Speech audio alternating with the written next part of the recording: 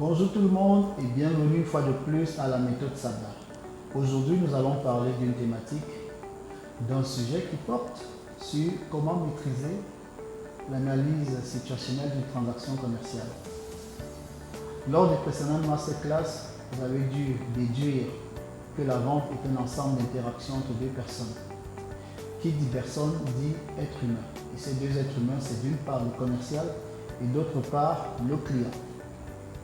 L'être humain se caractérise par son ondoyance et sa diversité. Ça veut dire concrètement que le client n'est pas le commercial et le commercial n'est pas le client. Ça veut également dire que le client d'aujourd'hui n'est pas le client de demain.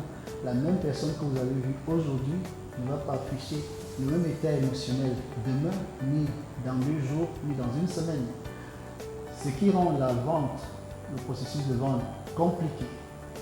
L'un des objectifs qui ont été présentés lors des masterclass précédentes était de permettre au commercial de garder le contrôle d'une transaction commerciale avec le client.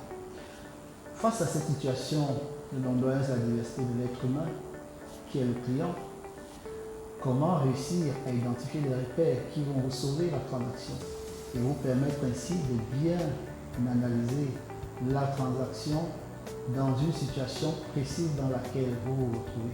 Tel est le but de cette masterclass. Pour le faire, je vous propose simplement 4 astuces. La première astuce porte sur le fait de savoir que l'être humain vit dans une époque. Et ainsi, on peut les classifier en fonction des époques que ces derniers, les clients, ont vécues.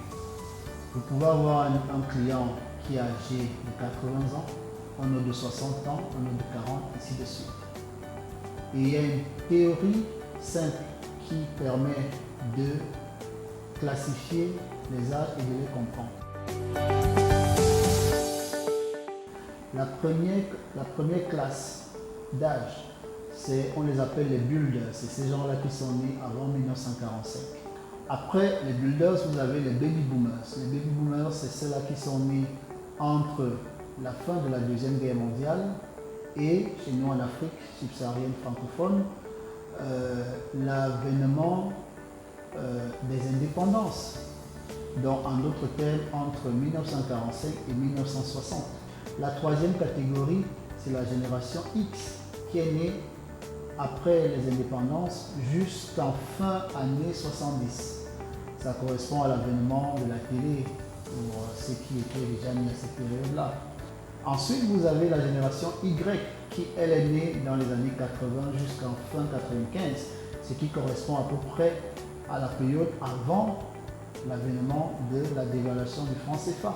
Par exemple, la génération Z qui vient ensuite, c'est ceux qui sont nés après 1995 jusqu'en fin année 2000. Ça correspond à la génération qui a vécu avant l'arrivée de la 3G, par exemple. Alors, ceux-là, également, vous remarquerez qu'ils ont vécu vraiment à l'époque du téléphone, à l'époque d'Internet, et par conséquent, ils ne vont pas raisonner de la même façon que nous qui étions avant, qui ne raisonnons pas déjà de la même façon que ceux qui étaient avant nous, qui ne raisonnent pas non plus de la même façon que ceux qui étaient avant eux, etc. etc. Et la dernière génération, c'est la génération Alpha, qui elle est née après l'avènement de la 3G et autres. Eux, c'est génération 4G, c'est des TikTokers, ils ne raisonnent que réseaux sociaux. Et parfois, ils peuvent sembler déconnectés. C'est juste parce que vous ne comprenez pas le langage. En fait, le but, c'est ça, d'être capable d'identifier la génération du client et d'avoir le langage qu'il faut, qui va créer une certaine cohérence et une certaine alchimie entre vous. Une fois abordée cette classification, la deuxième concerne le client classique versus client New Age. Client classique, c'est quelqu'un qui raisonne de façon traditionnelle, c'est un client traditionnel. Il a un processus typiquement traditionnel, c'est quelqu'un qui trust the process. pendant que le client New Age, lui, il vient et il s'intéresse au processus de vente uniquement en phase du commercial pour prendre des dernières informations et avoir des éléments de réponse par rapport aux zones qui habitaient encore son esprit pour pouvoir prendre une décision. Le client classique, lui, il fait entièrement confiance au commercial. Mais le client New Age ne vous fera pas entièrement confiance parce que lui, il est déjà très bien informé, ce qui n'est pas le cas du client classique. Quand quelqu'un est déjà très informé, il sait ce qu'il veut, il sait ce que votre produit, peut-être mieux que vous-même, peut lui procurer. Il faut être capable d'upgrade jusqu'au next level pour pouvoir challenger les besoins de ce client New Age. Voilà la classification concernant le client classique versus client New Age. Après cela, vous pouvez faire une classification également en fonction de la personnalité du client. On vous dira que chaque individu a 3 états en lui. Il y a l'état du parent, il y a l'état de l'adulte et il y a l'état de l'enfant. Si votre client se retrouve trop dans le registre parent, ne vous montrez pas adulte, soyez l'enfant pour pouvoir l'amadouer, pour pouvoir le convaincre, pour pouvoir vivre en pleine synergie avec lui et pouvoir faire passer vos idées. Parce qu'un parent a besoin d'un enfant pour jouer son rôle de parent. S'il est dans le registre adulte, un adulte a besoin d'un adulte pour le challenger. C'est quelqu'un de rationnel, c'est quelqu'un qui veut des échanges d'idées, qui veut des débats, ce genre de choses. Soyez capable de vous mettre dans un registre adulte avec ce client-là en face à face. S'il est dans son registre enfant, alors la question c'est, est-ce un enfant rebelle ou un enfant soumis? S'il est un enfant rebelle dans son registre, jouez l'enfant rebelle avec lui. Vous n'allez pas jouer le propre pendant qu'il joue entre guillemets le sale. Soyez rebelle avec lui dans son jeu et vous verrez que qui s'assemble se ressemble.